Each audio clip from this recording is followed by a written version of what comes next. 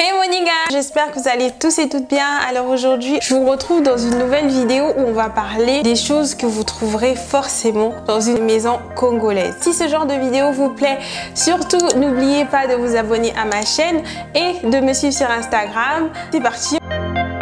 La première des choses, ça va être un zebilamba. C'est un genre de petite chaise qu'on retrouve énormément dans les cuisines. Ça permet en fait tout simplement d'être utilisé par exemple par notre maman quand elle fait le foufou ou quelqu'un qui est venu nous voir de s'asseoir dehors. Et c'est quelque chose qui est d'ailleurs fabriqué au Congo. Ensuite, on va avoir des pédales de foufou. Voilà, il y a deux objets assez particuliers qu'on utilise justement pour benda le foufou, donc faire le foufou. On utilise également une spatule, les deux vont ensemble.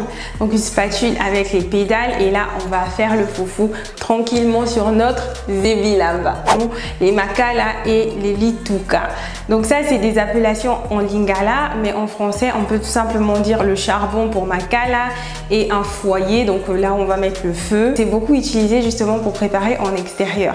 C'est une habitude aussi assez étrange pour certains, mais on prépare souvent en extérieur, genre dans la cour. Ça c'est quelque chose à connaître. Si vous voulez préparer à la façon congolaise, voilà, makala na lituka.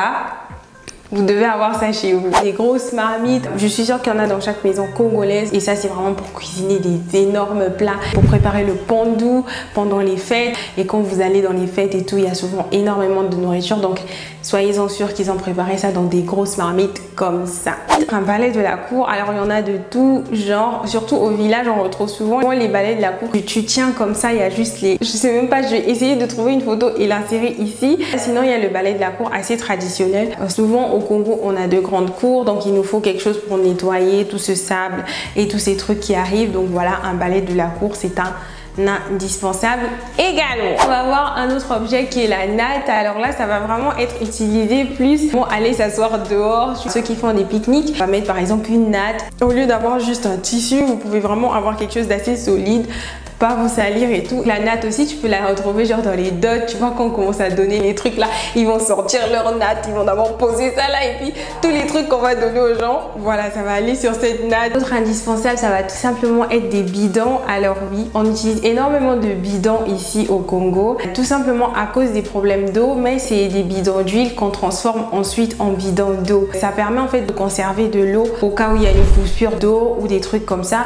On sait qu'on a des bidons à la maison qui sont prêt pour se laver, ok, ou alors utiliser à d'autres fins dans la maison. Un mortier et un pilon. Vous pouvez même trouver différents types de pilons et de mortiers. Il y aura les petits pilons et mortiers que vous pouvez juste piler un peu le piment, vous écrasez tout bien. Et il y a les gros mortiers où vous pouvez piler le pandou. Là, le pandou se prépare toujours, on a assez grande quantité, donc quand on pile, c'est souvent avec des gros mortiers et pilons. Ensuite, une autre chose que vous trouverez dans chaque maison congolaise, c'est un seau. L'histoire du seau. Pour ceux qui sont là vraiment depuis le début de ma chaîne, vous vous souvenez, je vous avais raconté une story time où je me lavais avec le seau en Angleterre, un truc comme ça. Bref, le seau a tellement d'utilité dans une maison congolaise. On utilise ça pour faire la serpillière, pour prendre les habits au séchoir, pour laver les habits. Certains utilisent le seau, d'autres utilisent la bassine. Vous allez au moins trouver un seau ou une bassine dans la maison d'un Congolais. Vous retrouvez dans une maison congolaise un truc en fait pour quand il n'y a pas de courant.